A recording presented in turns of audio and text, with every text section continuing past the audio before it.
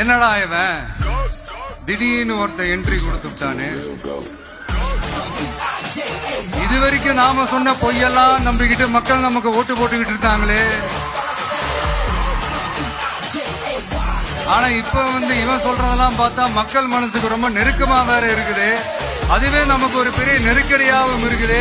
இவனை என்ன பண்ணலாம், என்ன செய்யலாம், எப்படி இவனை இது பண்ணலாம், க்ளோஸ் பண்ணலாம், எப்படி இவனை க்ளோஸ் பண்ணலாம், ஒரு கன்ஃபியூஷன் ஒன்று வரும். அந்த கன்ஃபியூஷன்ல கத்துறதா கதறதா என்ன பண்றதுன்னு தெரியாம வர்றவன் போறவெல்லாம் கட்சி ஆரம்பிக்கிறான்னு சொல்லி இப்படி ஏதாவது பேச ஆரம்பிப்பாங்க. இப்ப நம்ம ஆட்சியில் இருக்கிறவங்க நமக்கு எதிராக பேசுறாங்க இல்லையா, அந்த மாதிரி.